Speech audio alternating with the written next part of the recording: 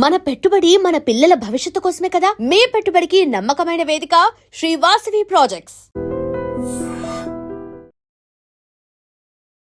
చిన్న వయస్సు అని తెలుసు, కానీ ఎంత వయస్సు ఇప్పుడు మీకు? ప్రస్తుతం నాకు 19 సంవత్సరాలు.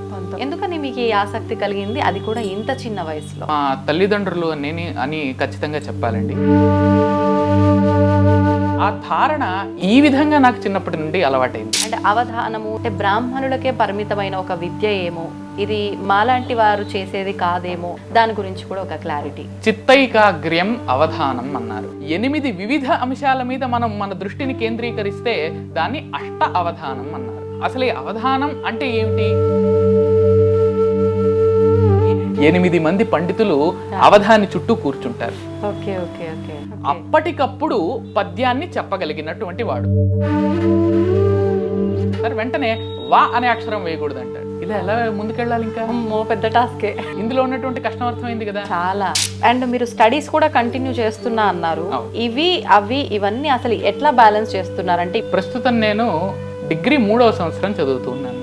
అందువల్ల ఏమవుతుందంటే వృత్తి ప్రవృత్తి నాకు ఒకటే అవ్వడం వల్ల నాకు పెద్ద భారంగా అనిపించడం లేదు.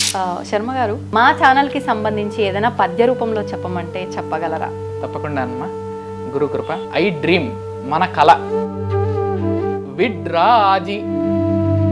విడ్రాజి శుభప్రద వాక్విడ్రమ్య యశో విభూతి పెంపొందగా సమ్రాడ్రుచితో మాధ్యమముల ఐడ్రీము వెలుంగుగాక ఆ హరికృపచే. ఐడ్రీము వెలుంగుగాక ఆ హరికృపతో. నమస్కారం. ఐ డ్రీమ్ సనాతన వైభవం కార్యక్రమానికి స్వాగతం. నేను మీ విజిత.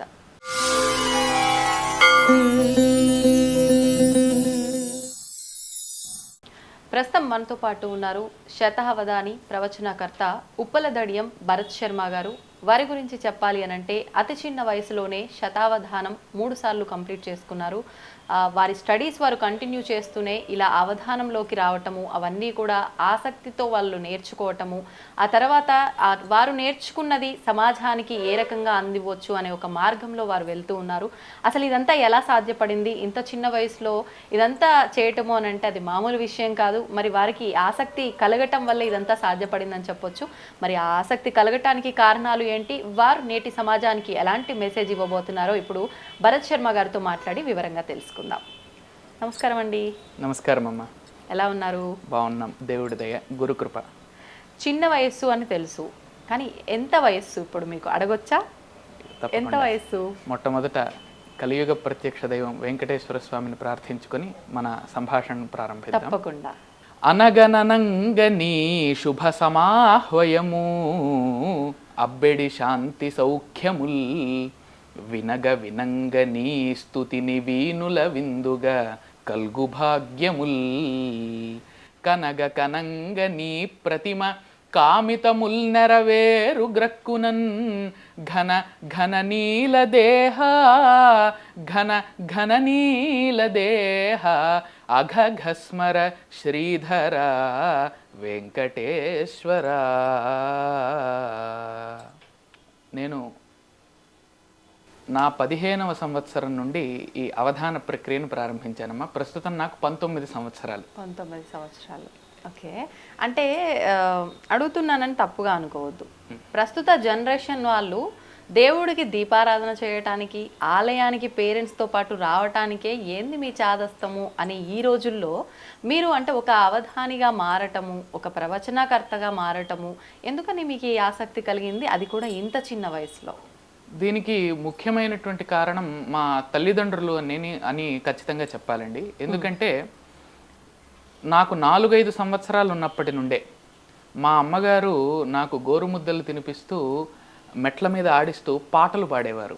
అన్నమాచార్య సంకీర్తనలు, త్యాగరాజ కృతులు పాడుతూ మా అమ్మగారు స్వయాన గాత్ర సంగీత విద్వాంసురాలు, అదేవిధంగా వీణా విద్వాంసురాలు కావడం వల్ల వారు పాడేటటువంటి పాటలన్నీ నాకు చిన్నప్పుడు కంఠస్థం వచ్చేవి, వారు నేర్పించేవారు కూడా. అందువల్ల చిన్నప్పటి నుండి ఆ సంగీతము, అదేవిధంగా ఆ అన్నమాచార్య కృతులలో ఉండేటటువంటి సాహిత్యం, ఈ రెండూ కూడా నన్ను సాహిత్య సంగీతాల వైపుకు ప్రేరేపించాయనేది ఒక ముఖ్యమైనటువంటి అంశం. ఇంకొకటి, భగవద్గీత పోటీలు, పద్య కంఠస్థం పోటీలు మనం వింటూ ఉంటాం. తిరుపతిలో కానీ తిరుపతి చుట్టుపక్కల ప్రాంతాల్లో కానీ ఏ పోటీలు జరిగినా మా తల్లిదండ్రులు శ్రీమతి శైలజ గారు, శ్రీ రాజీవలోచన శర్మ గారు వారిద్దరూ కూడా నాకు ఆ పద్యాలను శ్లోకాలను నేర్పించి పురస్కార నిమిత్తం కాకుండా పోటీలో పాల్గొనాలి, మనం కొన్ని శ్లోకాలు పద్యాలు నేర్చుకోవాలి అనేటటువంటి ఒక సదుద్దేశ్యంతో వారు అన్ని చోట్లకు తీసుకువెళ్ళేవారు. ఈ విధంగా శ్లోకాలను కంఠస్థం చేయడం, వాటిని ధారణలో నిలుపుకోవడం. అవధానంలో మనకు ముఖ్యంగా కావాల్సింది అదే, పద సంపద. మనం పద్యం చెబుతాము, చివరిలో ధారణ చేస్తాం, గుర్తుపెట్టుకొని తిరిగి అప్పచెబుతాం, దాన్ని ధారణ అంటాం. కాబట్టి ఆ ధారణ ఈ విధంగా నాకు చిన్నప్పటి నుండి అలవాటైంది. కాబట్టి ఏదైనా కూడా అండి, ప్రస్తుత సమాజంలో మనకు ముఖ్యంగా తల్లిదండ్రుల ప్రోత్సాహము, వాళ్ళ యొక్క పెంపకం నుండే పిల్లలు తయారవుతారు. అందువలన ఈ తరంలో విద్యార్థులు కానీ లేదా పిల్లలు కానీ ఇవన్నీ చాదస్తమని అనడానికైనా లేదా ఇవన్నీ చాలా గొప్పవి అని అనడానికైనా కూడా చిన్నప్పటి నుండి పెరిగిన వాతావరణమే కారణం. అందువల్ల సరైనటువంటి వాతావరణాన్ని తల్లిదండ్రులు గనక కల్పిస్తే ఏ విధంగా ఒక గొప్ప సాహితీవేత్తలుగా, సంగీత విద్వాంసులుగా, మన సనాతన ధర్మానికి సారథులుగా, వారధులుగా తయారవుతారో మనం చూడవచ్చు. అంటే తల్లిదండ్రుల పెంపకం సరిగ్గా అనంటే ఒక రకంగా ఏ తల్లిదండ్రులైనా వాళ్ళ పిల్లల్ని సరిగ్గా పెంచాలన్న తపనతోటే ఉంటారు. అండ్ అంటే వాళ్ళ పిల్లల భవిష్యత్తు బాగుండాలనే ఒక తపనతోటే వారు ఏం చేసినా చేస్తూ ఉంటారు. అసలు అంటే మీరన్నట్టుగా ఒక సరి అయిన పెంపకము అని అంటే ప్రస్తుత జనరేషన్కి ఏం చెప్తారు? సరైనటువంటి పెంపకం అంటే ఏం లేదండి, మనము మన ధర్మాన్ని, మన కర్తవ్యాన్ని విస్మరించకుండా ఆచరించడం. కరెక్ట్. మన కర్తవ్యాన్ని మనం చేయడం. దీపాలు పెట్టాలి, ఎన్ని దీపాలు పెట్టాలి, ఎన్ని ఒత్తులు వేయాలి అనేటటువంటి ఒక జిజ్ఞాస ఉంటుంది. అసలు దీపాలు పెట్టడం వల్ల ఏమిటి లాభం అనేటటువంటి జిజ్ఞాస పిల్లల్లో ఉంటుంది. ఎందుకంటే పిల్లల్లో ఒక గొప్ప గుణం ఏంటంటే జిజ్ఞాస. ఏదైనా కూడా తెలుసుకోవడానికి వెంటనే ప్రశ్నలు అడుగుతూ ఉంటారు. వాళ్ళకి అర్థం కాలేదా, అమ్మ ఎందుకు ఇలా చేస్తున్నావు, నాన్న ఎందుకు ఇలా చేస్తున్నావు, ఇది ఎందుకు ఇలా చెయ్యాలి అని వాళ్ళకి అర్థం కాదు కాబట్టే వాళ్ళు ఈవేళ ప్రశ్నిస్తూ ఉన్నారు. అదే అర్థమయ్యేలాగా తల్లిదండ్రులే చెబితే వాళ్ళు ప్రశ్నించారు కదా. నాయన, కార్తీక మాసంలో దీపాలు పెట్టాలి. కార్తీక మాసంలో ఎందుకు దీపాలు పెట్టాలి అని అంటే దానికి ఒక వైజ్ఞానిక పరమైన, భౌతిక పరమైన కారణం ఉంది. కార్తీక మాసం అంటే ఏం కాలము? చలికాలం మొదలవుతుంది బాగా. అదే విధంగా కొంత వర్షాలు కూడా పడుతూనే ఉంటాయి. వీటినన్నిటినీ ఈ సందర్భంలో పురుగులు, క్రిమి కీటకాలు చేరకుండా నివారించడానికి దీపాలను పెడుతూ ఉన్నాము అనేటటువంటి విషయాన్ని చెబితే ఇందులో ఇంత విజ్ఞానం దాగుందా అని పిల్లలు తెలుసుకుంటారు కదా. ఈవేళ అంతా కూడా అడిగేది సైంటిఫిక్ గా ప్రూవ్ చేయమని కదా, శాస్త్రీయంగా నిరూపించమని అడుగుతూ ఉన్నారు. అంతే అంతే. కాబట్టి శాస్త్రాల్లో చెప్పున్నదే మనకి ఇప్పుడు సైంటిఫిక్ గా ప్రూవ్ చేస్తే వినాల్సిన వాళ్ళు ఖచ్చితంగా వింటారు, ఆచరిస్తారు. కాబట్టి వీటిని మూఢనమ్మకాలు అని అనకుండా వీటి వెనకాల ఉన్నటువంటి విజ్ఞానం ఏంటి అని తల్లిదండ్రులు గనక పిల్లలకు చెబితే అది ఎంతో మహోపకారంగా ఉంటుంది. ఈ విధంగా చిన్నప్పటి నుండే ఇంకొకటి, పిల్లలు ఎప్పుడూ కూడా స్వయంగా ఏమి చేయరు. తమ తల్లిదండ్రుల నుంచి కానీ చుట్టూ ఉండేటటువంటి జనులు చేసేటటువంటి పనులను చూసే వాళ్ళు అనుసరించి చేస్తూ ఉంటారు. కాబట్టి తల్లిదండ్రులు ఏ రకమైన పనులు చేస్తారో పిల్లలు కూడా ఆ రకమైన పనులు చేయడానికే ఇష్టపడతారు. అందువల్ల తల్లిదండ్రులు గనక నిరంతరము ఫోన్లు, ల్యాప్టాప్లు మధ్య ఉన్నారనుకోండి, పిల్లలు కూడా ఆ విధంగానే ఉంటారు. అదే వాళ్ళు దేవుడి పూజ, కొంత పుస్తకాలను చదవడం, ఈ విధంగా ఉన్నారనుకోండి, పిల్లలు కూడా ఆ విధంగా ఉంటారు. లేదా తల్లిదండ్రులు ఈ కాలంలో ఖచ్చితంగా చరవాణి అనేటటువంటి దాన్ని వాడవలసినటువంటి అవసరం ఎంతైనా ఉంది. కానీ దాన్ని ఏ విధంగా వాడుతూ ఉన్నాము? ఒక స్తోత్ర పారాయణను గట్టిగా వినిపించడానికి వాడడంలో అది ఒక సదుపయోగం కదా. కాబట్టి మనం పరికరాలను వాడినా మనము ఆధునిక తత్వాన్ని దూరం చేయకూడదు. సమాజం ఆధునికంగా వెళ్తూ ఉన్నప్పుడు మనం కూడా ముందుకు వెళ్తూ ఉండాలి. ఆ ఆధునిక అంశాలను మన ధర్మానికి, కర్తవ్యానికి ఏ విధంగా వినియోగించుకోవచ్చు అనే విషయాన్ని తల్లిదండ్రులు చిన్నప్పటి నుండే ఆచరిస్తూ కనుక వెళ్తే పిల్లలు కూడా సక్రమంగా వృద్ధిలోకి వస్తారు. ఇప్పుడు అంటే ఇంత చిన్న వయసులోనే మీరు శతావధానం, అసలు ఫస్ట్ ఈ అవధానం అంటే ఏంటో మాకు ఒక క్లారిటీ అయితే లేదు. మీరు దాని గురించి వివరించే ముందు అసలు ఈ అవధానం అంటే ఏంటి, ఈ 3 సార్లు కంప్లీట్ చేయడం ఏంటి, ఇది మా అందరికీ ఉపయోగపడుతుందా? అండ్ అవధానము ఇవన్నీ కూడా వింటుంటే మాకేమనిపిస్తుంది అంటే ఇదంతా కూడా అంటే బ్రాహ్మణులకే పరిమితమైన ఒక విద్య ఏమో, ఇది మాలాంటి వారు చేసేది కాదేమో అనే ఒక ఆలోచన మాకందరికీ ఉంది. దాని గురించి కూడా ఒక క్లారిటీ. తప్పకుండా అమ్మా. చిత్తైకాగ్ర్యం అవధానం అన్నారు. మనస్సు యొక్క ఏకాగ్రత. ఏక అగ్రత అంటే ఏమిటి? ఏక అంటే ఒకటి, అగ్రత అంటే దాని మీదే శ్రద్ధను పెట్టడం. ఒకే విషయం పైన మనం నిలిపేటటువంటి శ్రద్ధనే అవధానం అన్నారు. ఇంతకు మించి ఏమీ లేదు. ఏకాగ్రత, ఒక విషయం పైన ఒకే సమయంలో మనం మన దృష్టిని కేంద్రీకరించడాన్నే అవధానం అంటూ ఉన్నారు. అయితే ఒక విషయం మీద కేంద్రీకరిస్తే దాన్ని అవధానం అన్నారు ఒకే సమయంలో. అదే ఒకే సమయంలో 8 వివిధ అంశాల మీద మనం మన దృష్టిని కేంద్రీకరిస్తే దాన్ని అష్ట అవధానం అన్నారు. అష్టావధానం అన్నారు. Okay okay. అంటే సంస్కృతంలో ఆ పదాలని సంస్కృతంలో జోడించడం. అష్ట అంటే 8 కదా. అవును. అష్టోత్తరం అంటాము, అష్టకం అంటాము. కాబట్టి అష్ట అవధానం అంటే 8 అంశాల గురించి ఒకే సమయంలో మన శ్రద్ధను ఏకాగ్రతను పెట్టి మనము ప్రదర్శించడమే దాన్ని అష్టావధానం అంటాం. అదే విధంగా 100 అంశాలను ఒకే సమయంలో గనక మనం ఏకాగ్రతతో చూసినట్లయితే, ప్రదర్శించినట్లయితే దాన్ని శతావధానం అన్నారు. శత అంటే 100 కదా.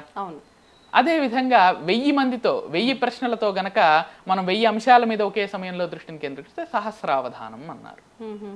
అయితే ఈ అవధానం అనేటటువంటిది మన తెలుగు వారికి మాత్రమే సొంతమైనటువంటి ఒక విశిష్టమైన ప్రక్రియ, సాహితీ ప్రక్రియ.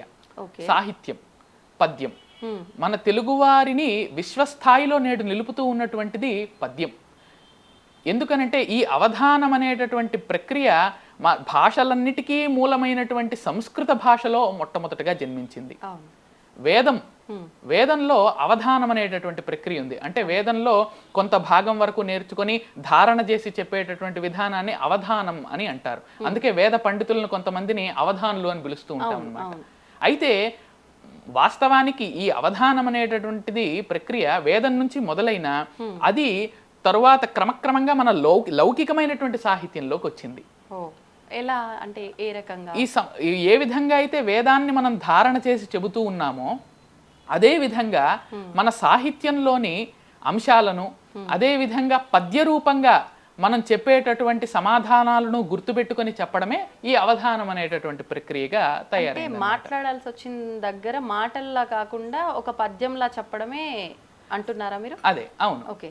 ఎందుకంటే ఉదాహరణకు చూడండి, మనకు సంస్కృతంలోనూ అవధానం ఉంది, తెలుగులోనూ అవధానం ఉంది, అదేవిధంగా హిందీ, కన్నడ భాషలు, అదేవిధంగా కొంతమంది తమిళ భాషలోనూ చేసినట్లుగా అవధానాలను మనం చూస్తూ ఉన్నాం. అసలు ఈ అవధానం అంటే ఏమిటి? వేదంలో అవధానం గురించి తెలుసుకున్నాం. మరి తెలుగులో అవధానం అంటే ఏంటి అని అంటే అష్టావధానం అనేటటువంటిది మొట్టమొదటి ప్రక్రియ. అష్ట అంటే 8 అని చెప్పుకున్నాం కదా. 8 మంది పండితులు మన ముందు కూర్చుంటారు, పద్యం గురించి తెలిసినటువంటి పండితులు. మరి పద్యం అంటే ఈవేళ ప్రజలకు చెప్పాలి కదా ఏమిటని.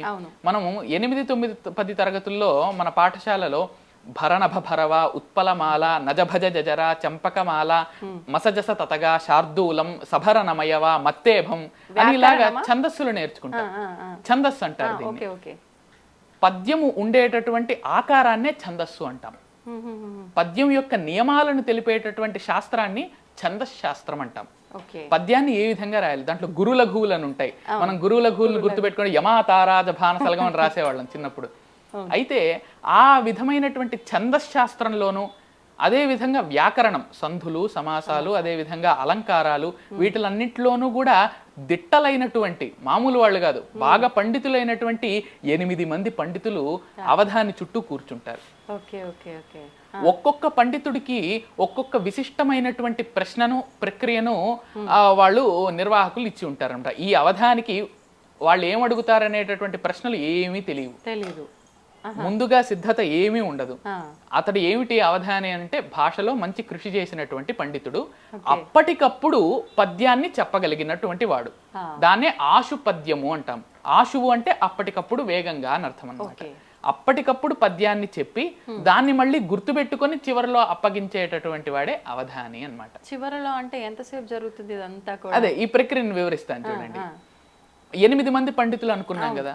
అందులో నిషిద్ధాక్షరి, సమస్య, దత్తపది, వర్ణన, న్యస్తాక్షరి, ఆశువు, పురాణ పఠనం లేదా ఛందోభాషణం లేదా వ్యస్తాక్షరి, చివరికి అప్రస్తుత ప్రసంగం. ఈ విధంగా 8 అంశాలు ఉంటాయి. ఈ 8 అంశాలు కూడా ఆ పండితులు ఒక్కొక్క అంశానికి సంబంధించిన ఒక్కొక్క పండితుడు ఉంటాడు కదా, ఆయన మనల్ని ప్రశ్న అడుగుతాడు. ఉదాహరణకు మొట్టమొదటిది చూడండి, నిషిద్ధాక్షరి. రాముడి మీద పద్యం చెప్పండి అయ్యా అవధాని గారు అని నన్ను అడుగుతాడు అనుకోండి. మనం ఏం చేస్తాము, నిషిద్ధాక్షరి కాబట్టి ఆయన ఏదో కంద పద్యంలో చెప్పండి, ఒక్కొక్క అక్షరంగా చెప్పండి, ఒకే పద్యాన్ని ఒకేసారి చెప్పకండి అంటాడు ఆయన. నిషిద్ధాక్షరి ఒక్కొక్క అక్షరమే చెప్పాలి మనం పద్యంలో, అప్పటికప్పుడు అక్షరం అక్షరంగా మనం ఒక్కొక్కటి నిర్మించుకుంటూ వెళ్ళాలి. ఆయన ఏమడిగాడు, రాముడి మీద పద్యం చెప్పమని అడిగాడు. కాబట్టి మనం ఏమంటాం, వెంటనే మొట్టమొదటి అక్షరం రా అంటాం. అక్కడ ఉండేటటువంటి వాడు తక్కువ ఆయన కాదు కదా, ఆయన గొప్ప పండితులు కదా. మరి ఆయన ఏమంటాడు, రా వేశారు కదా, తర్వాత రామా అనడానికని మా వేస్తారేమో అని అనుకొని మా వెయ్యకూడదు అవధాని గారు అంటారు, మా నిషిద్ధం అంటారు. నిషిద్ధము అంటే నిషేధింపబడినది అని అర్థం అనమాట. నిషిద్ధ అక్షరి లేదా నిషేధ అక్షరి, అక్షరాలను వద్దనడం, దాన్ని నిషిద్ధాక్షరి అంటాం అనమాట. కాబట్టి రాముడి మీద పద్యం చెప్పమని మనం రా వేసినప్పుడు వెంటనే మా వద్దంటే మరి ఏం చెప్పాలి, వెంటనే రా అని అనేసాము, దాన్ని చెరపడానికి లేదు, దాన్ని అలాగే ఉంచుకొని ముందు వేసినటువంటి అక్షరాన్ని తర్వాతి అక్షరానికి వెళ్ళాలి. కాబట్టి ఇప్పుడు మా వద్దన్నాడు కాబట్టి మనం వర్ణమాలలో 56 అక్షరాల్లో మా కాకుండా వేరే అక్షరాన్ని వేసుకోవాలి. ఆ వేసిన అక్షరం మళ్ళీ రాముడికి సంబంధించినదే ఉండే పూర్తి పద్యం రాముడి మీదే పూర్తి అవ్వాలి. సరే రా వేసాం కదా, మా వద్దన్నాడు, అందువల్ల ఘ అనే అక్షరం వేద్దాం, రాఘ అంటాం. ఎందుకు, రాఘవ అందామని. రాముడన్నా రాఘవుడన్నా ఒకటే కదా, ఆయన రాముడి మీద పద్యం చెప్పమన్నాడు, రామ అనే పదంతో చెప్పమని లేదు కదా. కాబట్టి ఆ అంశం రావాలి, ఆయనని సంబోధించాలి కానీ ఆ పద రూపంలో కాదు, ఇంకో పద రూపం. కాబట్టి వాళ్ళు ఇచ్చిన వాళ్ళు వద్దన్న అక్షరాలు కాకుండా వేరే అక్షరాలు వేయాలి. అందుకని రాఘ అందాం అనుకోండి, ఆయన వెంటనే పసిగట్టేస్తారనమాట, ముందుగానే ఆలోచించేస్తారు, వెంటనే వా అనే అక్షరం వేయకూడదు అంటాడు. ఇలా ఎలా ముందుకెళ్ళాలి, ఇంకా పెద్ద టాస్కే. కాబట్టి దీన్ని నిషిద్ధాక్షరి అంటారు. ఇలా వాళ్ళు వద్దన్న అక్షరాలని వదిలేసి వేరే అక్షరాలని వేసుకుంటూ చివరికి మనం రాముడి మీదే పద్యాన్ని పూర్తి చేయడం అనేటటువంటిది నిషిద్ధాక్షరి. ఇందులో ఉన్నటువంటి కష్టం అర్థమైంది కదా. చాలా. ఇదేమిటి, ఒక కష్టమే, 8 అంశాలు ఉన్నాయి మొత్తం. మొదటి స్టెప్ ఇది, మొట్టమొదటి అంశం అన్నమాట ఇది. తర్వాత సమస్య అనేటటువంటి అంశం ఉంటుంది. సమస్య అనేటటువంటి అంశంలో మనకు పద్యంలో ఎన్ని పాదాలు ఉంటాయి, 4 పాదాలు ఉంటాయి. పాదం అంటే లైన్ అన్నమాట, వాక్యం, ఒక పంక్తి, 4 పాదాలు ఉంటాయి. ఆ 4 పాదాల్లో చివరి పాదాన్ని ఆ పండితుడే మనకి ఇచ్చేస్తాడు. వాళ్ళను ఈ 8 మందిని కూడా ప్రాశ్నికులు అంటాం. ప్రశ్నను అడుగుతారు కాబట్టి వాళ్ళని ప్రాశ్నికులు అన్నారు. ప్రాశ్నికులు. కాబట్టి ఆ సమస్య ప్రాశ్నికుడు ఏమి ఇస్తాడు అంటే, ఒక సమస్యాత్మకంగా లోకంలో అసలు ఎప్పుడు మనం విననటువంటి ఒక సంఘటనను పద్య పాదంగా కూర్చి మనకు 4 పాదాలుండే పద్యంలో 4వ పాదంగా ఇస్తాడు ఆయన. ఆ పాదాన్ని సంభవం చేస్తూ, ఆ పాదంలో ఉండే అర్థాన్ని సంభవం చేస్తూ మనం మొదటి 3 పాదాలు చెప్పాలి. ఎలా అండి, ఒక ఉదాహరణకు చూడండి, ఆకులు వేయునాతనికి అద్భుత రీతిని కల్గు సంపదల్ అన్నాడు ప్రాశ్నికుల వారు. అంటే దీని అర్థం ఏమిటి, ఆకులు వేయునాతనికి, ఆకులు వేసేవాడికి, ఆకులు అలములు వేసేటువంటి వాడికి సంపదలు కలుగుతాయి బాగా అన్నాడు. ఇది అసంభవం కదా. లోకంలో ఆకులు అలములు వేస్తే సంపదలు ఎందుకు కలుగుతాయి? మనం బాగా కష్టపడి ఒక మంచి ఉద్యోగం తెచ్చుకొని ఓ ఐఐటీలో చేరి ఒక ఇంజనీర్ అయితేనో, ఒక మెడిసిన్లో చేరి ఒక డాక్టర్ అయితేనో, ఏదో వేరే ఉద్యోగం తెచ్చుకుంటేనో మనకు సంపదలు కలుగుతాయి. అది అద్భుతంగా కలుగుతాయి అన్నారు, చూసారా వాక్యంలో. ఎలా కలుగుతాయి అని అంటే అసంభవాన్ని సంభవం చేస్తూ చెప్పడమే ఇక్కడ ముఖ్యమైనటువంటి అంశం అన్నమాట. దీనికి నేను చేసినటువంటి పూరణ ఏమిటంటే, ఒక అవధానంలో నన్ను ఈ సమస్య అడిగారు. అప్పుడు నేను చెప్పినటువంటి పూరణ, వ్యాకుల చిత్తనాశకుడు ఉమాత్మజుడు ఆదిమ దైవతమ్ము మాత్రాకృతి సంభవుండగుచు అల్లన భాద్రపదంబు చేరగా చేకొని పూజనంబులను చేయుచు 21 అయ్యాకులు వేయునాతనికి అద్భుత రీతిని కల్గు సంపదల్. ఆ పదం, ఆ లైన్ ఇక్కడ లాస్ట్ లో అది చివరి, వాళ్ళు 4వ పాదంగా ఇచ్చారు కదా, మనం మొదటి 3 పాదాలు చెప్పారు. దీని అర్థం ఏమిటంటే, వ్యాకుల చిత్తనాశకుడు, మన మనసులో ఎన్నో బాధలు ఉంటాయి, ఆ బాధలన్నింటినీ తొలగించేటటువంటి వాడు. ఉమాత్మజుడు, ఉమాదేవికి పుత్రుడు అంటే పార్వతీదేవికి పుత్రుడు అంటే అర్థమైపోయి ఉంటుంది, వినాయకుడు అన్నమాట. ఆదిమ దైవతము, అందరి దేవతల కంటే మొట్టమొదటి పూజించవలసింది ఎవరిని? వినాయకుడు. అటువంటి ఆయన ఎటువంటి వాడట, మాత్రాకృతి సంభవుండు, తల్లి శరీరం నుండి పుట్టాడు ఆయన. ఆ తల్లి ఒంటి ధూళి నుంచి పుట్టాడు కదా. మరి అవునండి. అందుకనే మనం మట్టితోనే విగ్రహాలు చేయాలనడం అందుకే అన్నమాట. ఆ, ఆయన తల్లి యొక్క శరీరం మీది ధూళితో ఆ మట్టితో పుట్టాడు కాబట్టి వినాయకుడి ప్రతిమలను మట్టితో చేయాలరా నాయన అని మనకు పురాణాలు చెబుతూ ఉన్నాయన్నమాట. కాబట్టి అటువంటి వినాయకుడు అమ్మ శరీరం నుండి ఉద్భవించి ఎప్పుడు వచ్చాడు భూమి మీదకి? భాద్రపద మాసంలో వచ్చాడు. అలాంటి సమయంలో ఎంతో భక్తితో 21 అయినటువంటి 21 ఆకులను వేసేటటువంటి వాడికి సంపదలు కలుగుతాయి. అంటే ఇందులో విశేషం ఏమిటి? వినాయకుడికి మనం పత్రి పూజ చేస్తాం, ఆకులతో పూజ చేస్తాం. ఎన్ని ఆకులు? 21 వివిధమైనటువంటి ఆకులు, పత్రాలు. కాబట్టి ఆకులు అనే ఆ శబ్దానికి ముందు 21 అనే పదాన్ని చేర్చడం వల్ల భావం అంతా మారిపోయింది కదా. దీన్ని సద్యస్ఫూర్తి అంటారు. అప్పటికప్పుడు ఆలోచించి మనం ఒక సమస్యకు పరిష్కారాన్ని ఎలా కనుగొనగలం అంటే అప్పటికప్పుడు సంస్కృతంలో వాడాల్సిన పదాలు ఏ పదం బదులు ఏ పదం వాడొచ్చు అనేవన్నీ మైండ్లో తిరగాలి. అండ్ అవన్నీ కలిపి ఒక పద్య రూపంలో చేయగలగాలి. ఛందో రూపంగా చెప్పాలి, ఛందస్సు దెబ్బతినకూడదు. 4వ లైన్ ఖచ్చితంగా వాళ్ళు ఇచ్చిందే వాడాలి. వామ్మో, చాలా కష్టం నిజంగా. అదన్నమాట. ఈ విధంగా ఎంత సమయం పట్టింది ఇప్పుడు వాళ్ళు ఇచ్చిన ఆ లైన్ ని తీసుకొని మీరు ఈ మిగతా 3 లైన్లు పూరించడానికి? అదే, ఈ 3 లైన్లు 3 పాదాలు కూడా ఒకేసారి చెప్పాం. ఈ 8 అంశాలు కూడా 4 ఆవృత్తులుగా జరుగుతాయి. రౌండ్స్ అంటాం కదా, 4 ఆవృత్తులుగా జరుగుతాయి అన్నమాట. మొదట ఆవృత్తిలో నిషిద్ధాక్షరికి సంబంధించి ఒక పాదాన్నే చెబుతాం, తర్వాత వెంటనే సమస్యకి వెళ్ళిపోతాం. సమస్యలో మొదటి పాదాన్ని మాత్రమే సమాధానం చెప్తాం, పూర్తి సమాధానం చెప్పాం. తర్వాత దత్తపదికి వెళ్తాం. దత్తపదిలో ఏం చేస్తాడు? ఆయన 4 పదాలు ఇస్తాడు, ఏవో ఒకటి. కీట్స్, మన ఆంగ్లంలో కవులు ఉన్నారు చాలా గొప్పవాళ్ళు, జాన్ కీట్స్ అని. కీట్స్, వర్డ్స్ వర్త్, అదేవిధంగా ఆలివర్, మిల్టన్, ఇలా 4 ఆంగ్ల కవులు కదా. అవధాని గారు ఈ 4 పదాలు ఉపయోగించి తెలుగు భాష మీద ఒక పద్యం చెప్పండి అన్నారు. తెలుగు భాష గొప్పదనం గురించి ఈ 4 పదాలను వాడుతూ మనం పద్యం చెప్పాలి. ఈ కీట్స్, తెలుగులో ఆ పదం ఉందా? లేదు. ఆలివర్, తెలుగులో ఆ పదం ఉందా? లేదు. మరి ఈ పదాలన్నిటినీ ఏ విధంగా తెలుగు భాష గొప్పదనాన్ని వర్ణించేలా చెప్పాలి? మరి ఎలా చెప్పారు లేని అని ఎలా చెప్పాను అని అంటే చూడండి.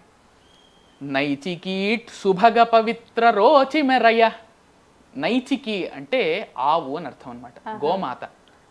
ఈట్ అంటే గొప్పది, నైచికి ఈట్, నైచికీట్ అయిందా. తర్వాత సుభగ, సుభగ అంటే చాలా పవిత్రమైన శ్రేష్టమైనది అని అర్థం అనమాట. నైచికీట్ సుభగ అన్నప్పుడు కీట్స్ వచ్చింది చూడండి మధ్యలో. నైచికీట్ సుభగ పవిత్ర రోచి మెరయు. మన తెలుగు భాష ఎట్లాంటిదంటే గోమాత ఎంత పవిత్రమైనటువంటిదో, ఎంత సాధుమూర్తియో, మన తెలుగు తల్లి, తెలుగు భాష కూడా అంత పవిత్రమైనది. తర్వాత చూడండి, ఇక్కడ కీట్స్ వచ్చింది, తర్వాత వర్డ్స్ వర్త్ రావాలి కదా.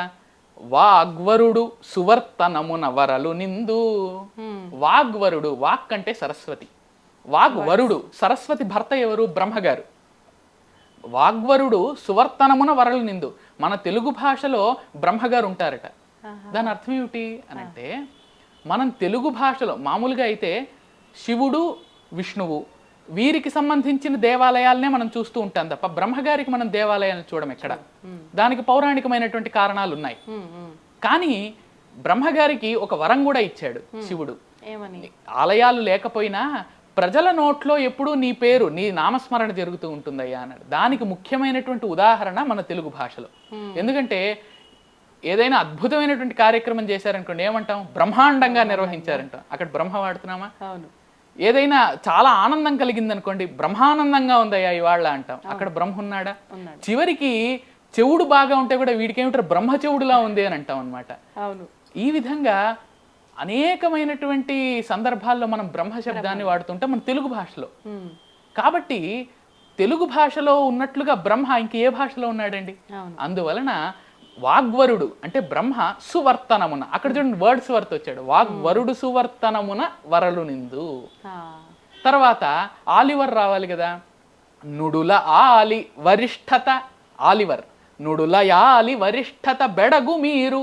నుడుల ఆలు అంటే పలుకుల తల్లి సరస్వతి. వరిష్ఠత, ఆమె వరించినటువంటి భాష ఇది. సంస్కృతం నుండే కదా జన్మించింది మరి తెలుగు. కాబట్టి నుడుల ఆలి వరిష్ఠత బెడగు మీరు తెలుగు. నెక్స్ట్ తర్వాత మిల్టన్ రావాలి. ఇది చూడండి. తెలుగునకు ప్రణమిల్లుటన్ తేజమొదవు. అటువంటి తెలుగుకు నమస్కరించడం చేతనే మనకు గొప్ప తేజస్సు వస్తుందయ్యా. తెలుగునకు ప్రణమిల్లుటన్ అన్నప్పుడు మిల్టన్ వచ్చింది. అంటే ఏ భాషా పదాలనైనా కూడా తెలుగు భాషలో ఒదిగిపోవడానికి అవకాశం ఉన్నటువంటి మన భాషే తెలుగు భాష అన్నమాట. తెలుగు పద్యం అవధానం అంత గొప్పదన్నమాట. ఈ విధంగా నిషిద్ధాక్షరి, సమస్య, దత్తపది ఈ మూడు. తర్వాత వర్ణన. వర్ణన అంటే ఏదో ఒక అంశం ఇస్తాడు. ఏమండి అవధాని గారు, మీరు మొట్టమొదటిసారి శతావధానం చేస్తూ ఉన్నారు కదా, మీ మనస్థితి ఎట్లా ఉందో చెప్పండి అంటాడు. మనం ఆ ఇచ్చినటువంటి అంశం మీద మన మనస్థితిని గురించి వర్ణనాత్మకంగా మంచి ఊహలతో, కల్పనలతో, మంచి శబ్దాలతో పద్యం చెప్తాం. తర్వాత న్యస్తాక్షరి అని ఉంటుంది. మొట్టమొదటి నిషిద్ధాక్షరి గురించి చర్చించుకున్నామే. నిషిద్ధాక్షరిలో ఏమన్నాడు? ఈ అక్షరాలు వద్దు అన్నాడు. న్యస్తాక్షరిలో ఈ అక్షరం కావాలి అంటాడు. ఫలానా స్థానంలో మొదటి పాదంలో మొదటి అక్షరం రా, అదే ఉండాలి. ఆయనే ఛందస్సిస్తాడు. చంపకమాలలో మొదటి అక్షరం మొదటి పాదంలో ర ఉండాలి. రెండవ పాదంలో ఐదో అక్షరం ఫలానాది ఉండాలి. మూడో పాదంలో ఈ అక్షర స్థానంలో ఇది ఉండాలి. ఇలా 4 పాదాల్లోని అక్షరాలనిచ్చి ఛందస్సునిచ్చి ఒక అంశాన్ని ఇస్తాడు వర్ణించమని. సో ఆ అంశం గురించి వాళ్ళు ఇచ్చినటువంటి అక్షర స్థానాల్లో ఆ అక్షరాలను అలాగే ఉంచుతూ మనం పద్యం చెప్పాలి. ఇవన్నీ కూడా ఒక్కొక్క పాదం చెప్పాలి మొట్టమొదట. ఈ 5 ధారణాంశాలు అయిపోయాయి. వీటిని ధారణాంశాలు అంటారు. అంటే ఈ 5ంటిని ఒక్కొక్క పాదాన్ని చెబుతూ చివరిలో ధారణ చేయాలి, అప్పగించాలి. ఇక ఈ 5టిని మాత్రమే ధారణాంశాలు అంటారు. ఇక తరువాత ఆశువు అని ఉంటుంది. ఆశువు అంటే అప్పటికప్పుడు చెప్పేది. 4 పాదాలు అప్పటికప్పుడే చెప్పేయాలి. ఒక అంశం ఇస్తారు, అయ్యా అవధాని గారు ఏదో వినాయకుడి మీద ఒక పద్యం చెప్పండి అంటారు. అప్పటికప్పుడే 4 పాదాలు చెప్పాలి వేగంగా. ఆ ఆశువు అనే పదానికే వేగం అని అర్థం. కాబట్టి అప్పటికప్పుడే చెప్పాలి. తరువాత పురాణ పఠనం గాని ఛందోభాషణం అనే అంశం గానీ ఉంటుంది. పురాణ పఠనం అంటే ఏమిటంటే మన కావ్యాలు, ప్రసిద్ధమైనటువంటి కావ్యాలు అంటే మనుచరిత్ర, వసుచరిత్ర, ఆముక్తమాల్యద, ఈ విధంగా అందులోని పద్యాలను చదువుతారు. ఏదైనా 1 గాని 2 గాని ప్రాశ్నికులు. ఆ పద్యాలు ఏ గ్రంథంలోనివి, ఏ సందర్భంలోనివి, దాని యొక్క భావం ఏంటి, అది మనకి ఇస్తున్నటువంటి సందేశం ఏంటి అనే పురాణ ప్రవచనాన్ని చెప్పాలన్నమాట అవధాని. అంటే ఇక్కడ చూడండి ఎన్ని గ్రంథాలు చదువు ఉండాలి అవధాని. దీన్ని బట్టి ఆయన ఏ గ్రంథం నుంచి పద్యం చదువుతాడో తెలియదు మనకు. అదనమాట. తరువాత ఈ పురాణ పఠనం కొంతమంది చేస్తే నేను నా అవధానాల్లో వినూత్నంగా, అంటే ఎప్పటి నుంచో వస్తున్నటువంటి ప్రక్రియ అయినా ఈ కాలంలో కనుమరుగవుతున్నటువంటి ప్రక్రియ ఛందోభాషణ. పద్యం అనేది పుస్తకాల్లో ఉండేది కాదు, ఎవరో పండితులు రాసేది కాదు, అది మాట్లాడుకోవడానికి ఒక సాధనం. మనం మాట్లాడుకుంటున్నట్లుగానే మాటలతో పద్యాలలో కూడా మాట్లాడుకోవచ్చు అని నేటి యువతకు నిరూపించడం కోసమనే ప్రత్యేకంగా నేను ఛందోభాషణం అనేటటువంటి అంశాన్ని నా అవధానాల్లో చేస్తూ ఉంటాను. దీని అర్థం ఏంటంటే ఛందోభాషణ, ఛందస్సులో భాషించుకోవడం. అంటే ఉదాహరణకు చూడండి, బాబు బాగున్నావా అయిపోయింది కందపద్యంలో మొదటి పాదం. చూసారా? అంటే ఆ గణాలకు సంబంధించి, ఆ లయకు సంబంధించినటువంటి గతిలో అడగడం వల్ల అదొక పద్య పాదంగా ఏర్పడుతుంది. కాబట్టి ఈ విధంగా పద్యాలను మనం సాధన చేయడానికి ఈ ఛందోభాషణ అనేటటువంటిది ఒక ముఖ్యమైన సాధనంగా ఉంటుంది. అంటే పద్యం అనేటటువంటిది మనం మాట్లాడుకోవడానికి ఒక సాధన. ఇక్కడ ప్రాశ్నికుడు మొదటి పాదంలో ఒక ప్రశ్న అడుగుతాడు మనతో మాట్లాడుతున్నట్లుగా, భరత మీ ఊరెయ్యది అని అడుగుతాడు అనుకోండి. దీని అర్థం మీకు అర్థమైంది కదా. భరత అంటే భరత అవధాని గారు మీ ఊరెయ్యది, మీ ఊరేంటి అంటే తిరుపతి ఏ మా పురమ్ము. ఇదంతా కూడా పద్యం నేను ఇప్పుడు చెప్పేది, ఇక మాటలు కాదనమాట. ఇవన్నీ ఛందస్సులో ఉంటాయి, కంద పద్యం అనే ఛందస్సులో. ఇదంతా అంటే ఓల్డ్ మూవీస్ లో అలా పద్యాల యుద్ధం జరుగుతూ ఉండేది, అలా జరుగుతూ ఉండేది. అలాంటిదే ఇది అనమాట ఛందోభాషణ. ఎందుకంటే మనకు పాత చిత్రాల్లో కూడా చూడొచ్చు, కృష్ణదేవరాయలు ఉంటాడు, అష్టదిగ్గజాలు ఉంటారు. కృష్ణదేవరాయలు ఒక పద్యం చదువుతాడు అనుకోండి, స్తుతమతి అయిన ఆంధ్ర కవి ధూర్జటి పల్కుల కేల కల్గెనో అతులిత మాధురి మహిమ. ఇక్కడి వరకు చదివి ఆపేస్తారు కృష్ణదేవరాయలు. అప్పుడు వెంటనే తెనాలి రామకృష్ణుడు లేచి ఏం చేస్తాడు, హా తెలిసెన్ అని ఆయన మొదలు పెడతాడు. అంటే ఆయన ప్రశ్న అడిగాడు, ఈయన సమాధానం చెప్పడం. ఒకే పద్యం ఇదంతా.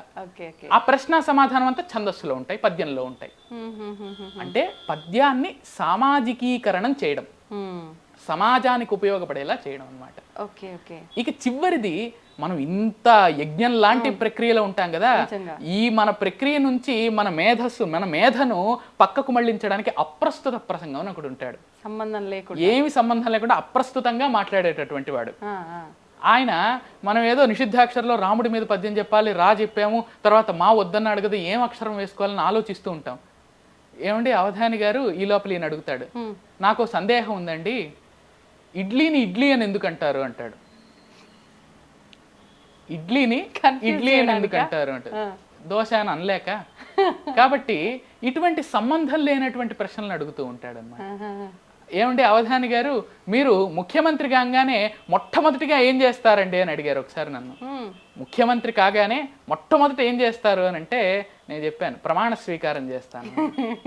ముఖ్యమంత్రి కావాలంటే మొట్టమొదట మనం చేయాల్సింది ఏమిటి? ప్రమాణ స్వీకారం. కాబట్టి ఈ విధంగా ఉంటుంది. అయితే ఇవన్నీ కొన్ని సామాజికంగా ప్రేక్షకులను రంజింపజేయడానికి ఈ అప్రస్తుత ప్రసంగం అనేది ముఖ్యంగా ఉంటుంది. దీంట్లో మంచి భాషాపరమైనటువంటి చమత్కారాలు కూడా ఉంటాయి. ఎలాగంటే ఆయన అప్రస్తుత ప్రసంగం ఆయన అడుగుతాడు, ఏమని అనంటే, అవధాని గారు మీరు కంకణాలను, కంకణం అంటే తెలుసుగా, కంకణాలను గొంతు ద్వారా మింగుతారంట కదా అన్నాడు. నేను విన్నానండి అవధాని గారు, మీరు కంకణాలను గొంతు ద్వారా బాగా సునాయాసంగా మింగగలుగుతారు కదా అంటే, అప్పుడు నేను చెప్పాను, అయ్యా నేనేమిటండి, ఎవరైనా మీరైనా నేనైనా జనులందరూ కంకణాలను గొంతు ద్వారానే మింగుతారు అన్న. ఏ విధంగా అనంటే, కమ్ అంటే జలము సంస్కృతంలో, కణాలు అంటే నీటి యొక్క కణాలు అంటే నీళ్లు అని అర్థం అనమాట. నీటిని మనం గొంతు ద్వారా కాకపోతే ఇంకెలాగా తీసుకోగలం లోపలికి. కాబట్టి ఈ విధంగా భాషాపరమైనటువంటి చమత్కారాలు ఉంటాయి. ఇది అష్టావధానం యొక్క స్వరూపం అన్నమాట. ఈ విధంగా 8 అంశాలను కూడా ఇప్పుడు ఈ ఒక్కొక్క పాదమే చెప్పాము. మొదట 5 అంశాలకు నిషిద్ధాక్షరం నుంచి న్యస్తాక్షర వరకు, తర్వాత ఇక్కడితో అప్రస్తుత ప్రసంగంతో ఒక ఆవృత్తి పూర్తవుతుంది. మళ్ళా రెండో ఆవృత్తిలో నిషిద్ధాక్షర దగ్గరికి రావాలి. ఆయన ఏం ప్రశ్న అడిగాడు ముందు అనేది ఆయన అడగకూడదు, మళ్ళీ మనమే చెప్పాలి. మనం ముందు ఒక పాదం చెప్పుంటాం కదా, ఆ పాదం ఏం చెప్పామని ఆయన అడగకూడదు, మనమే చెప్పాలి. ఈ విధంగా మనం ఎవరిని అడగకుండా మనం చెప్పినటువంటి పద్యాలను 4 ఆవృత్తుల్లోని పూర్తి చేసుకొని చివరిలో అప్పగించి ధారణ చేస్తే అవధానం విజయవంతం అవుతుంది. వామ్మో, అంటే ఇదంతా వింటుంటే చాలా క్లిష్టమైన ఒక ఏదైనా ఉంది సబ్జెక్ట్ అదంటే ఇది అవధానమే అనిపిస్తుంది. ఇలా 8 అంశాలతో చేస్తే అష్టావధానం, 100 అంశాలతో చేస్తే దాన్ని శతావధానం అంటారనమాట. 100 మంది ప్రశ్నలు ఉంటాయి అక్కడ 3 రోజులు జరుగుతుంది కార్యక్రమం. ఆ విధంగా ఈ శతావధానాన్ని నేను 3 సార్లు చేశాను, 3 శతావధానాలు చేశాను గురుకృపతో. మా గురువర్యులు బ్రహ్మశ్రీ వద్దిపర్తి పద్మాకర్ గురువు గారు, త్రిభాషా మహాసహస్రావధాని వర్యులు గారితో నేను ఇంటర్వ్యూ చేశాను. అవునమ్మా, వారు మా గురువు గారు. వారి సమక్షంలోనే నేను నా మొట్టమొదటి అష్టావధానాన్ని నిర్వహించుకునేటటువంటి భాగ్యం కలిగింది. అదే విధంగా మొట్టమొదటి శతావధానాన్ని కూడా ఆళ్లగడ్డలో నిర్వహించుకున్నాము. అదేవిధంగా బళ్ళారిలో, మన రాష్ట్రం కాకపోయినా పక్క రాష్ట్రంలో మంచి ఒక బళ్ళారి అనేటటువంటి ఆ క్షేత్రంలో శతావధానాన్ని గురువు గారితో కలిసి నేను జంటగా చేసేటటువంటి అవకాశం కలిగింది. జంటావధానం అంటే ఏమిటంటే, మనకు పూర్వం తిరుపతి వెంకట కవులు ఉండేవాళ్ళు, కొప్పరపు కవులు ఉండేవాళ్ళు. 2 అవధానులు ఉంటారు, ప్రశ్న మాత్రం ఒకటే, సమాధానము ఒకటే.